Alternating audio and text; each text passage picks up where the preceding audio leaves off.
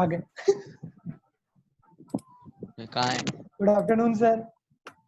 Good afternoon. Good afternoon sir. Good afternoon sir. सभी लोग हैं सुबह वाले? कोई है जो नया है? Yes sir. सर सुबह तो 20 से ज्यादा थे सुबह सर। 22 से अभी 60। अभी इसके बाद कौन सी क्लास है? अभी नहीं है सर, आज अभी कोई सी प्रेजेंटेशन नहीं होने है। वाला था 3 बजे, अच्छा बट अब कैंसिल हो गया। ठीक है। अच्छा अभी आज मैं आप लोगों को फीडबैक फॉर्म भेजूंगा पूरे जुलाई में कैसी क्लास चली है सारी। ठीक है, तो पूरा ऑनेस्टली आपको भरना है, पूरा ऑनेस्टली जितना भी ऑनेस्ट हो सकते हो। ठीक है, तो उसमें आपका नाम नहीं आएगा। सब्जेक्ट का इंडिविजुअल होगा या इंडिविजुअल होगा, एक ही गूगल फॉर्म होगा, उसमें सब्जेक्ट सारे रहेंगे। ठीक है, फॉर्म एक गूगल का, सब्जेक्ट सारे रहेंगे। आपको पूरा ऑनेस्टी के साथ, पूरा बिना डरे हुए, मतलब आपका नाम नहीं आ रहा है, ना ही ईमेल आईडी आ रहा है। ठीक, लेकिन वही देगा, क्या हो गया? फीडबैक फॉर्म वही देगा जिसके अटेंडेंस 30% से ज़्यादा थे। फीडबैक फॉर्म वही देगा सिर्फ, बाकी दे भी सकते हैं, मैं बाद में डिलीट कर दूंगा जिसका 30% से कम है, तो उसका फीडबैक काउंट नहीं होगा। वो फीडबैक तभी दे सकते हैं जब क्लास अटेंड करेंगे। बिना अटेंड किए कैसे बता सकता है कि क्लास कैसे चल रही है? ठीक,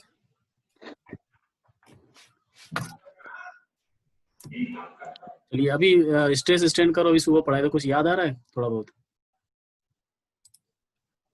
हाँ सर, याद है पूरा। पूरा याद है? और किसी को? ललित शर्मा, याद है? क्या फायदा है इसका स्ट्रेस स्टैंड करो बनाने का? यस सर, थोड़ा बहुत याद है, बट ये एक टेस्टिंग है, यूनिवर्सल टेस्टिंग मशीन पे टेस्टिंग करते हैं, टेंसाइल टेस्टिंग। और उस टेंसाइल टेस्टिंग से किसी भी मटेरियल का स्ट्रेंथ, यंग्स मॉडुलस, टफनेस, बहुत कुछ निकाला जा सकता है कि उस मटेरियल का, उस पर्टिकुलर मटेरियल का शेप और साइज नहीं, शेप और साइज से मतलब ही नहीं है। सब बड़ा नहीं दिख रहा। 1 सेकेंड,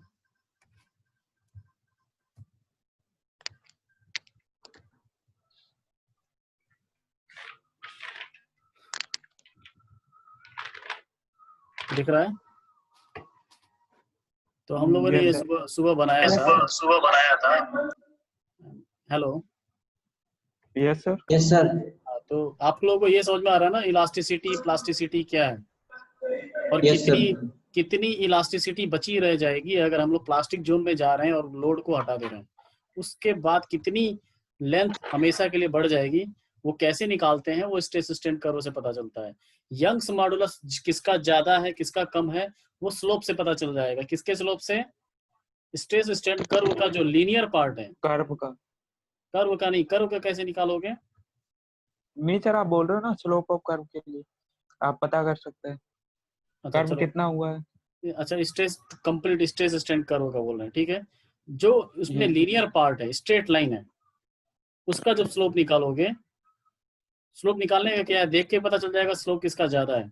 स्लोप जिसका ज्यादा होगा उसका यंग्स मॉडुलस ज्यादा होगा। ठीक है, और ऐसा जो यंग्स मॉडुलस जो प्रॉपर्टी है, या फिर शियर मॉडुलस जो प्रॉपर्टी है, capital G, capital K, capital E, these properties are completely depends upon the material, original material। मतलब कि अगर मैं यंग्स मॉडुलस ऑफ आयरन बोलूं तो कितना होगा, और Young's modulus of cast iron, उसमें ज्यादा चेंजिंग नहीं आएगी। लेकिन बाकी जो प्रॉपर्टी है, जैसे यील्ड स्ट्रेंथ है, हार्डनेस है, इन सबों की वैल्यू थोड़ा स्लाइटली, थोड़ा ड्रास्टिकली चेंज होगा, ड्रास्टिकली चेंज आएगा, लेकिन स्लोप वही बना रहेगा। यंग्स जो ये इलास्टिक मॉडुलस जहां से स्लोप से पता चल रहा है, इसके इलास्टिक मॉडुलस, इलास्टिक पॉइंट से पहले जो स्लोप बन रहा है वो ऑलमोस्ट कांस्टेंट रहेगा। अगर हम लोग सपोज आयरन को कार्बन से मिक्स करते हैं तो स्टील बनता है, तो बहुत सारे स्टील बनते हैं, माइल्ड स्टील, फिर मीडियम कार्बन स्टील, फिर हाई कार्बन स्टील, और फिर कास्ट आयरन आ जाता है, और कार्बन मिलाते हैं तो कास्ट आयरन बन जाता है। तो उतने जैसे जैसे हम लोग कार्बन को ऐड करते जा रहे हैं, प्रॉपर्टीज चेंज हो रही हैं। हम लोग क्यों मिला रहे हैं? ताकि प्रॉपर्टीज चेंज हो। लेकिन एक जो प्रॉपर्टी है, इलास्टिक मॉडुलस है, शियर मॉडुलस है, और एक और बल्क मॉडुलस है, ये तीनों की वैल्यू उतनी चेंज नहीं होती है, उसको अनचेंज्ड मानते हैं, एज्यूम करते हैं, वो चीज चेंज नहीं हो रही है। ठीक है, तो आप लोग बता सकते हो कि अगर मैं कार्बन को ऐड कर रहा हूँ आयरन के अंदर, तो उसकी यील्ड स्ट्रेंथ बढ़ेगी या कम होगी? बढ़ेगी। बताइए।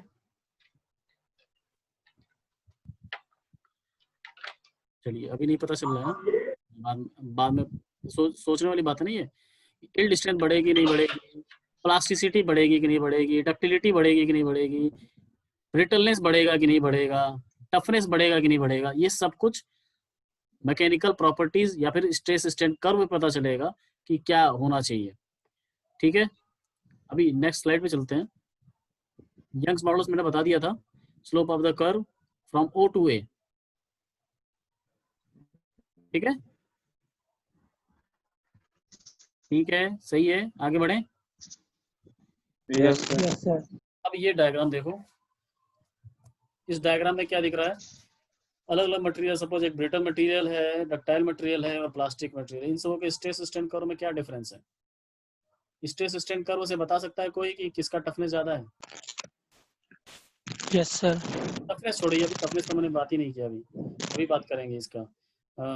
स्ट्रेन एनर्जी किसकी ज्यादा है? स्ट्रेन एनर्जी कौन ज्यादा एब्जॉर्ब कर लेगा? हेमंत, फिर से वो आवाज आ रही है तुम्हारी तरफ से।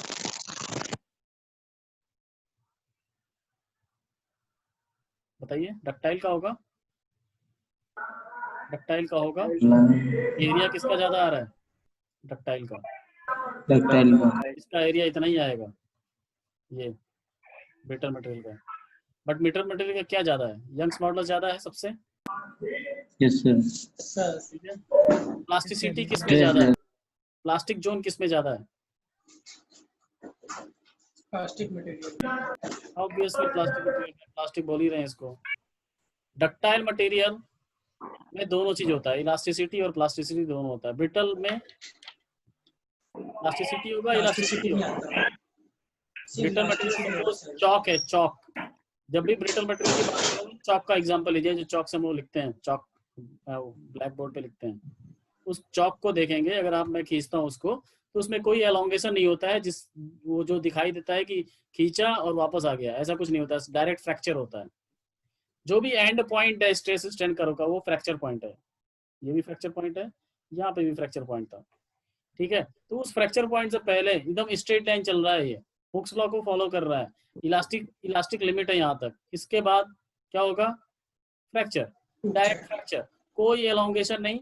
एलोंगेशन हुआ है, बहुत ही छोटा सा हुआ, कितना हुआ है? सिर्फ इतना स्ट्रेन आया इसमें, सिर्फ इतना स्ट्रेन आया। डक्टाइल मटेरियल में कितना स्ट्रेन आ रहा है, देखो कितना ज्यादा आ रहा है। ठीक है, ये भी बहुत कम होता है। तो ये आपको दिख रहा होगा कि यंग्स मॉडल्स में क्या है, कम है, ज्यादा है? यंग्स मॉडुलस कम है। इस एग्जांपल के लिए किसका, ब्रिटल का ज्यादा है या डक्टाइल का ज्यादा है? यंग्स मॉडुलस, अभिषेक बताओ। ब्रिटल का ज्यादा है सर। ब्रिटल का ज्यादा। ब्रिटल का ज्यादा।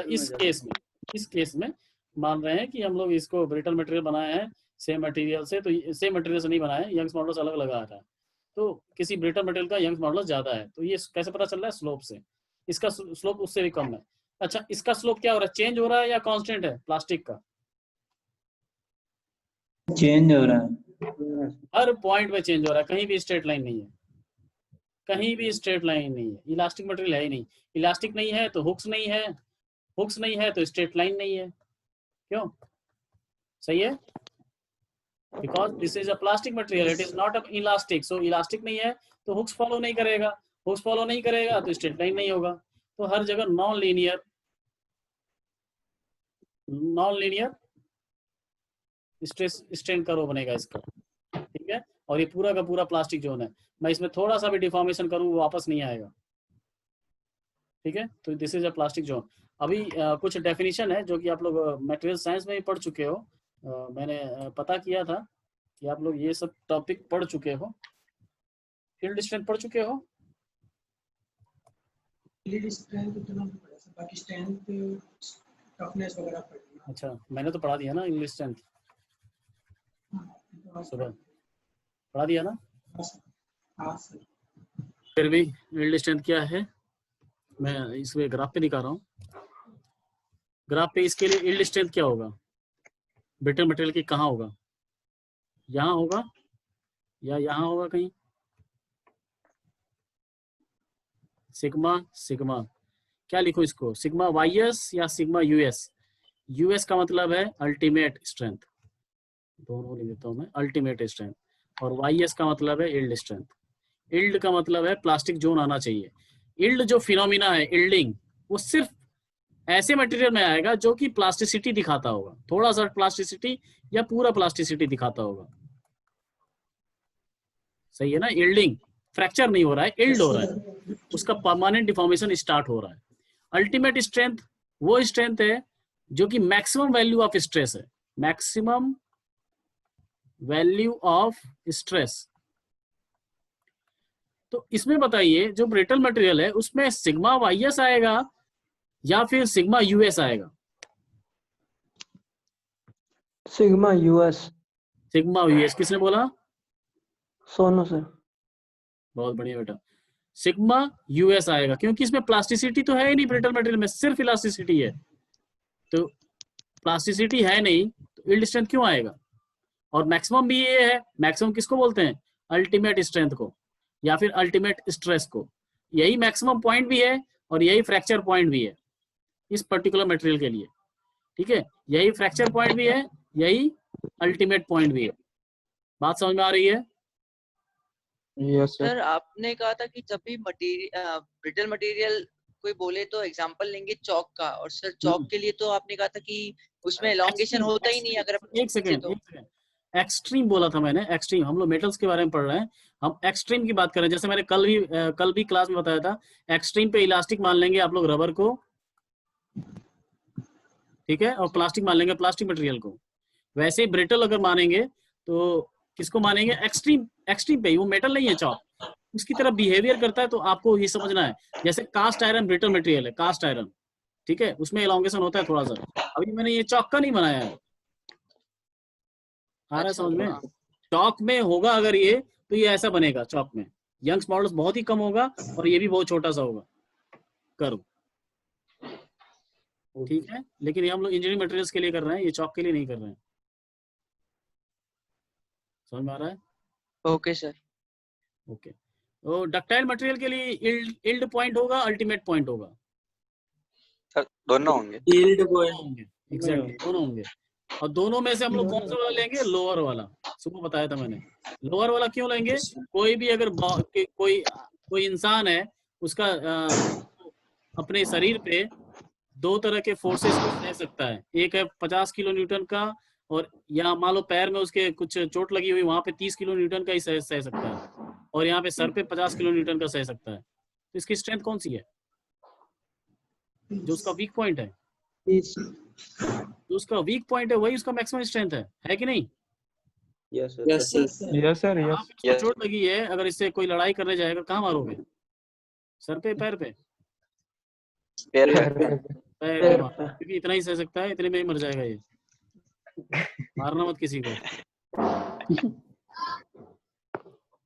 ठीक है? तो जो वीक पॉइंट है वही इसकी स्ट्रेंथ है, उसी के हिसाब से किसी भी बॉडी या फिर किसी भी मेंबर की डिजाइनिंग की जाती है। उसका वीक पॉइंट ढूंढा जाता है कि सबसे ज्यादा स्ट्रेस, या फिर बोले कि सबसे कमजोर पॉइंट कौन सा है, जहाँ पे स्ट्रेस जनरेट होते ही उसका फेलियर हो जाए। तो उस पॉइंट को ढूंढते हैं और उस पॉइंट के डिजाइन करते हैं कि क्या मटेरियल लगाया जाए, क्या डिजाइनिंग होनी चाहिए, क्या डायमेंशन होनी चाहिए, ठीक है? इसमें अल्टीमेट पॉइंट भी होगा और यील्ड पॉइंट भी होगा, लेकिन डिजाइनिंग के लिए या बोले स्ट्रेंथ ऑफ मटेरियल की बात करें तो कौन सा लेंगे? यील्ड स्ट्रेंथ, क्योंकि यहीं से फेलियर स्टार्ट हो रहा है, ठीक है? अल्टीमेट पॉइंट तो वो है जहां जिसके बाद ये जो वैल्यू सबसे मैक्सिमम मिलती है, स्ट्रेस की वैल्यू मैक्सिमम मिलती है यहाँ पे, ठीक है? इसमें तो कोई भी चीज नहीं देखेंगे, इसमें सिर्फ फ्रैक्चर पॉइंट देखेंगे प्लास्टिक मटेरियल में। इसमें ना ही यील्ड है, ना ही कोई यील्डिंग कहाँ से स्टार्ट हो रही है? इसके ओरिजिन से स्टार्ट हो जा रही है। Yes sir. प्लास्टिक जोन यहीं से स्टार्ट हो जा रहा है, तो बिल्डिंग यहीं से स्टार्ट हो जा रहा है, और यही इसका अल्टीमेट पॉइंट भी है, यही इसका फ्रैक्चर पॉइंट भी है, ठीक है? अल्टीमेट और यील्ड स्ट्रेंथ दोनों पॉइंट्स को अच्छे से समझना है। यहाँ से यील्ड स्ट्रेंथ उसका वो है वैल्यू, द मैक्सिमम स्ट्रेस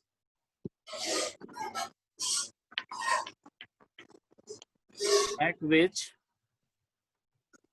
क्या परमानेंट डिफॉर्मेशन विल स्टार्ट। ठीक है, अल्टीमेट स्ट्रेंथ क्या है? Maximum load, maximum stress in stress strain curve. ठीक है, मैक्सिमम स्ट्रेस, और स्ट्रेस हमेशा जनरेटेड होता है, अप्लाइड नहीं होता, याद रखिएगा। अब मैं बार बार ये नहीं लिखूंगा कि stress generated, stress generated. Stress का मतलब ही जनरेट हो रहा है। Understood? Yes sir. Yes next, stress strain curve and mechanical properties. अब मैकेनिकल प्रॉपर्टीज देखेंगे एक एक करके कि इससे कैसे मैकेनिकल प्रॉपर्टीज को कोरिलेट किया जा रहा है। तो पहला ही मैंने बता दिया कि यंग्स मॉडुलस इसके स्लोप से निकलेगा। इसका थीटा निकालो, this height divided by this base. ठीक है, ये थीटा निकालो, tan थीटा रखो, that will be Young's modulus. सही है, पहला मैकेनिकल प्रॉपर्टीज निकल गया, ये बता दिया मैंने अभी। यील्ड स्ट्रेंथ, इसकी वैल्यू जो आएगी ये है lower yield strength, this is sigma ys। ठीक है, ये सिग्मा ys है। माइल्ड स्टील के लिए ये कर रहा हूँ मैं। माइल्ड स्टील के लिए इसलिए कर रहा है कि माइल्ड स्टील में ज्यादा डिटेल्स हैं, बाकी सारे मटेरियल्स के बहुत ही छोटे छोटे स्ट्रेस स्ट्रेन कर्व बन जाते हैं। इसका बहुत काफी डिटेल्ड में है, इसलिए हम लोग इसको दिखा रहे हैं सिग्मा ys। इसमें सिग्मा यूटी भी होगा, this is sigma US, sigma US.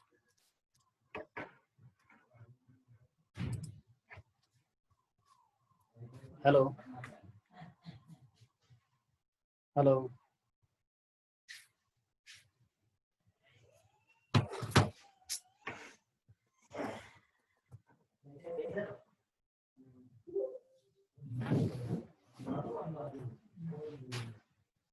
Hello.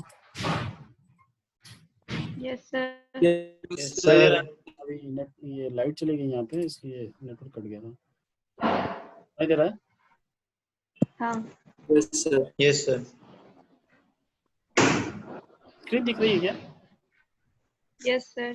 Sir sir पर छोटी दिख रही है। नहीं, वही पावर पॉइंट ही दिख रहा है लाइट जो शो मैं नहीं दिखा रहा करके। था।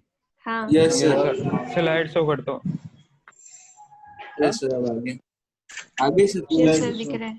ठीक है, अच्छा ये कौन सा टेस्टिंग मशीन से करते हैं हम लोग? ये करो, किस टेस्टिंग से बनाते हैं? यूनिवर्सल यूनिवर्सल टेस्टिंग मशीन पे कौन से टेस्टिंग करते हैं? UTM। कंप्रेसिव, अरे वो हियरिंग, क्या कर रहे थे हम लोग? टेंस। अभी दिखाया था मैंने एक ही इसको। यहाँ पे भी तो बनाया था मैंने एक ऑब्जेक्ट, इसकी लेंथ बढ़ा रहे हैं, यस इसकी लेंथ बढ़ा रहे हैं तो क्या मतलब टेंसाइल फोर्स लगा रहे हैं, इसको बोलते हैं टेंसाइल टेस्टिंग। तो जो ये स्ट्रेंथ आती है, जो स्ट्रेस की वैल्यू जो आती है, उसको लिखते हैं यूएसटी। यूएसटी का मतलब ultimate strength in tensile testing. वैसे ही ये वाईएस लिखा है तो YST, yield strength in tensile testing. ठीक है, टेंसाइल स्ट्रेंथ है, ये सारी टेंसाइल स्ट्रेंथ है। वो कंप्रेसिव में उल्टा बनेगा, इस थर्ड क्वाड्रेंट में बनेगा ये ग्राफ। कंप्रेसिव जब लगाएंगे तो कंप्रेसिव टेस्टिंग होगा तो थर्ड क्वाड्रेंट में बनेगा ग्राफ। क्यों? क्योंकि स्ट्रेन भी नेगेटिव होगा और स्ट्रेस भी नेगेटिव होगा। फर्स्ट क्वाड्रेंट में दोनों पॉजिटिव है, लेंथ भी बढ़ रही है, स्ट्रेन भी पॉजिटिव है और फोर्स भी पॉजिटिव, टेंसाइल फोर्सेस लगा रहे हैं हम लोग, तो दोनों स्ट्रेस भी और स्ट्रेन भी दोनों पॉजिटिव होंगी। बट जब कंप्रेसिव टेस्टिंग करेंगे तो पीछे बनेगा, और उस केस में हो सकता है ये इसकी वैल्यू डिफरेंट हो, तो उसको लिखेंगे सिग्मा वाईएस सी लिखेंगे, फिर कंप्रेसिव स्ट्रेंथ। समझ में आ रहा है? And this is fracture point. Fracture point एक एक करके देखिए कि पॉइंट क्या क्या है। पहला है रेजिलियंस, ये पढ़ चुके हो? रेजिलियंस क्या होता है? वो ना अपन जो भी लोड लगाते हैं, मतलब स्ट्रेस जब उस पे डालेंगे ना तो उसमें एनर्जी को वो एब्जॉर्ब करेगा और कहाँ डालते स्ट्रेस हैं? हटाने पे वापस स्ट्रेस कहाँ नहीं लगाते हैं? डालते नहीं सर, वैसे लोड है वो। अभी भी बोला कि स्ट्रेस लगाते नहीं है लेकिन है ना हमारे वो मटेरियल साइंस में ऐसा ही लिखा था सर। अच्छा, और मैं जो अभी बताया वो सर कहाँ वो पे लिखा सही था? है, मैं भी वही सोच रही थी सर। वो सर ने एक डेफिनेशन बताई है, उसमें स्ट्रेस विल लिखा हुआ है मैंने। Never be applied, stress is always generated. ठीक है, तो यस सर, कैसे पर उसमें कैसे क्या होता ऐसा है? रेजिलियंस बताओ क्या होता है? एक्सटर्नल लोड जब अपन कौन बताए? एक सेकंड मैं पूछ रहा हूँ, बताइएगा। अभी कौन बोल रहा था? रचित। हेमंत। रचित बताओ। सर पता नहीं सर मुझे, इसलिए मैं नहीं बोल रहा था चुका है। अभी। नहीं ठीक है, कोई बात नहीं, पढ़ाया गया है ना,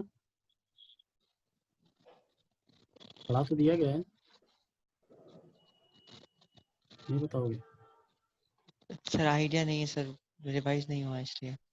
अच्छा देखिए, रेजिलियंस ये भी एक स्ट्रेन एनर्जी है, ठीक है। अभी आप लोग देखिए जरा, मैंने यंग्स मॉडुलस यहाँ पे मैंने ऐसे दिखा दिया, यंग्स मॉडुलस बता चुका हूँ मैं कि स्ट्रेस स्ट्रेन कर्व में ओए का जो स्लोप होगा वो है यंग्स मॉडुलस। यहाँ पे यंग्स मॉडुलस मुझे नहीं दिखाना था, स्ट्रेस भी नहीं दिखाना था, ये भी दिखा चुका था मैं, फिर भी दिखाया मैंने और पूरा गलत कर दिया हम लोगों ने। क्यों? क्योंकि आप लोग वाई एक्सिस और एक्सिस देखे ही नहीं, क्या है स्ट्रेस है कि स्ट्रेन है, लोड वर्सेज एलोंगेशन कर्व है ये, लोड वर्सेज एलोंगेशन कर्व, तो यंग्स मॉडुलस कहाँ से आ जाएगा इसमें? समझ में आ रहा है? स्लोप किसका देखना है? स्ट्रेस वर्सेज स्ट्रेन कर्व का देखना है। अरे क्या चाहिए?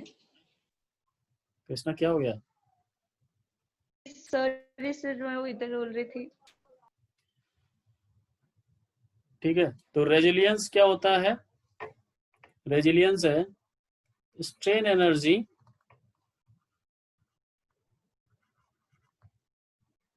With in elastic limit, with in elastic limit. तो मैं क्या बोल रहा हूँ? स्ट्रेन एनर्जी बोल रहा हूँ, strain energy per unit volume नहीं बोल रहा हूँ। तो स्ट्रेन एनर्जी कौन से कर्व में आएगा? लोड वर्सेज एलोंगेशन के कर्व में आएगा। पर यूनिट वॉल्यूम बोलूंगा तो वो आएगा स्ट्रेस वर्सेज स्ट्रेन कर्व में आएगा, ठीक है। और विद इन इलास्टिक लिमिट मतलब ये इलास्टिक लिमिट है या नहीं? Yes sir. ठीक है, अब इसमें मैं बोलूंगा इस पॉइंट पे निकालो स्ट्रेन एनर्जी कितना है, तो ये इस पॉइंट के लिए रेजिलियंस हो जाएगा। मैं बोलूंगा इस पॉइंट पे रेजिलियंस निकालो तो ये एरिया हो जाएगा उसके लिए रेजिलियंस। ये एरिया निकालूंगा, ये एरिया निकाल दोगे इस पॉइंट पे कि मैंने इतना डिफॉर्मेशन किया, इसमें इतना चेंज इन लेंथ हुआ, उस समय रेजिलियंस बताओ, तो क्या निकालेंगे? एरिया। तो वो strain energy within elastic limit ही निकलती यहाँ तक। मैक्सिमम जो रेजिलियंस है, मैक्सिमम रेजिलियंस कहाँ होगा? पॉइंट ए पर। पॉइंट ए पर ये एरिया हो जाएगा पूरा, यस सर। पॉइंट ए पे इसको बोलेंगे up to elastic limit, at या फिर ऑन इलास्टिक लिमिट। ये जो टोटल एरिया है लोड वर्सेस एलोंगेशन कर्व में, उसको बोलते हैं प्रूफ रेजिलियंस। प्रूफ रेजिलियंस, तो ये क्या होगा डेफिनेशन इसका? Strain energy, strain energy up to elastic limit. मैं बार बार बोल रहा हूँ कि जब भी हम स्ट्रेन एनर्जी बोल रहे हैं वो किसके कर्व होगा? इस लोड वर्सेज एलोंगेशन का कर्व होगा, P वर्सेज डेल्टा L का कर्व में ही होगा, ठीक है। प्रूफ रेजिलियंस समझ में आ रहा है? अप टू और विद इन दोनों में अंतर है। विद इन का मतलब है हर एक पॉइंट पे रेजिलियंस निकाल सकते हो, और इसी रेजिलियंस का मैक्सिमम वैल्यू क्या है? प्रूफ रेजिलियंस है। समझ में आ रहा है? Maximum of resilience, maximum of resilience is known as proof resilience. Next is toughness. toughness बताओगे? पहले भी बताइए toughness. maximum strain energy stored before से भी अच्छा है, just before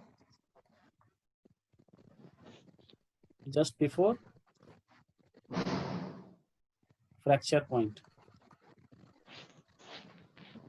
maximum strain energy just stored just before fracture point. कहाँ है फ्रैक्चर पॉइंट?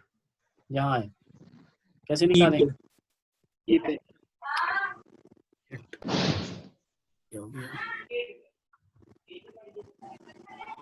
यहाँ पे। तो ये जो एरिया होगा, this one area, this total area. अब ये एरिया कैसे निकालेंगे ये हमारा मैटर नहीं है, ये पूरा इंटीग्रेशन से निकलेगा। इतना तो निकल जाएगा ट्रायंगल से, ट्रायंगल एरिया से, बट इसके बाद कर्वेचर है तो इसका जो फंक्शन बनता होगा उसको हम इंटीग्रेशन से निकालते हैं। तो ये total area will be toughness. तो टफनेस की यूनिट क्या होगी? जूल पर मीटर क्यूब। पर मीटर क्यों होगी? जूल होगी ना बस। न्यूटन मीटर जूल ही तो होता है। फोर्स मल्टीप्लाई बाय डिस्प्लेसमेंट है ना, force multiply by displacement is only joule. तो टफनेस का जो यूनिट है जूल होगा, रेजिलियंस का जो है जूल होगा, ये प्रूफ रेजिलियंस का भी जूल, एनर्जी का भी जूल। पर यूनिट वॉल्यूम जब निकालेंगे तो जूल पर मीटर क्यूब हो जाएगा। ठीक है। नेक्स्ट इज, यही आता है जब हम लोग देखते हैं स्ट्रेस स्ट्रेन कर्व, ये सॉरी स्ट्रेस स्ट्रेन कर्व में जब यही प्रॉपर्टीज निकालते हैं उसका नाम थोड़ा चेंज हो जाता है। आपने सुना है ना? होगा इसी का, यही तीनों प्रॉपर्टी का नाम बदल जाता है। मॉडुलस ऑफ रेजिलियंस सुना है ना? तो P वर्सेस डेल्टा कर्व को स्ट्रेस वर्सेस स्ट्रेन कर्व बनाना है तो क्या करते हैं, एरिया से डिवाइड, इसमें लेंथ से डिवाइड, मतलब टोटल वॉल्यूम से डिवाइड कर दिया हमने। ठीक है। तो जो कुछ भी निकलेगा मॉडुलस ऑफ रेजिलियंस, इसका मतलब ये किस में आएगा? जूल पर मीटर क्यूब में मीटर क्यूब आएगा। मॉडुलस ऑफ टफनेस निकालें तो ये भी जूल पर मीटर क्यूब में आएगा, क्योंकि टफनेस किस में आया था? जूल में। और अब हम लोग किस में कर रहे हैं? स्ट्रेस वर्सेस स्ट्रेन कर्व में। ठीक है। तो वॉल्यूम से डिवाइड करना पड़ेगा। इसमें एरिया से डिवाइड किया, जो फोर्स था ये क्या था? फोर्स अपॉन एरिया हो गया, और स्ट्रेन क्या हो गया? Elongation divided by original length.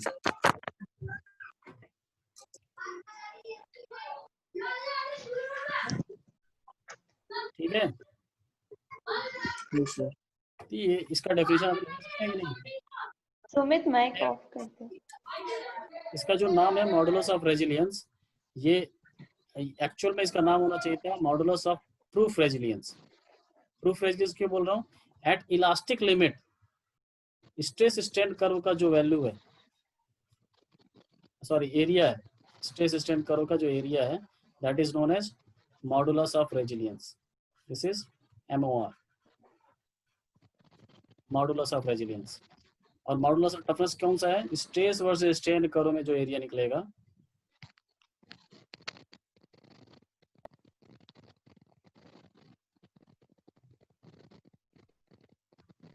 ये जो एरिया निकलेगा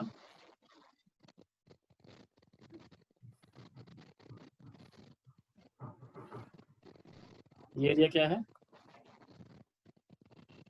मॉडुलस ऑफ टफनेस। ठीक है। तो जब लोड वर्सेस एलोंगेशन में निकालेंगे तो मॉडुलस बस नहीं रहेगा, सिर्फ रेजिलियंस हो जाएगा या फिर प्रूफ रेजिलियंस होगा। रेजिलियंस का मतलब है हर पॉइंट पे रेजिलियंस होगा। ठीक है। लेकिन प्रूफ रेजिलियंस कहाँ पे होगा? सिर्फ इलास्टिक पॉइंट से तक जो एरिया बनेगा that is known as proof resilience. But वही अगर स्ट्रेस स्ट्रेन कर्व में निकालते हो तो वो नाम बदल जाएगा मॉडुलस ऑफ रेजिलियंस। ठीक है। बात समझ में आ रही है? Yes sir. जी सर। अभी यस सर। अब चलिए ये करते हैं हम लोग। Stress strain curve and mechanical property भी चल रहा है। तो फॉर नॉन फेरस मटेरियल, अगर डक्टाइल है तो नॉन फेरस मटेरियल, जैसे example plastic, non ferrous plastic हो गया सीधे। हाँ, मिट्टी भी हो गया। यस सर, हाँ, तेल भी हो गया। गुड, तेल भी हो गया। तेल थोड़ी, हवा, क्यों तेल क्यों नहीं होगा? हवा भी हो गया नॉन फेरस। बेटा जब फेरस के साथ नाम आ रहा है मतलब फेरस, मतलब आयरन नहीं होगा सर। हम लोग मेटल की बात करेंगे। फेरस तो बोल रहे हैं ना साथ में, नहीं तो बोल देते हम लोग कि नॉन मेटल बोल देते तब तो इसको। सर जिंक हो सकता है क्या? ऑब्वियसली फेरस मतलब आयरन ना हो उसमें। आयरन नहीं होगा। आयरन नहीं होगा। अभी कल क्लास में चला था। आयरन कहाँ से होगा सर? आयरन कहाँ से होगा? अगर होगा तो कहाँ से होगा ये पूछ रहे हो? हाँ सर। अगर होगा तो कहाँ से होगा? मतलब फेरस मटेरियल किसको कहेंगे, ये कह रहे हो ना? फेरस किसको कहेंगे, ये कह रहे हो? Hello, give your attendance and rejoin me. Give your attendance and rejoin me. Ferrous, non ferrous. Ferrous में बहुत सारे मटेरियल आते हैं, जैसे स्टील है, स्टील में आयरन में कार्बन मिला दिया तो वो फेरस मटेरियल है। कास्ट आयरन है, वो भी फेरस मटेरियल है। हाई कार्बन स्टील है, वो भी फेरस मटेरियल। रॉट आयरन है, वो भी फेरस मटेरियल है।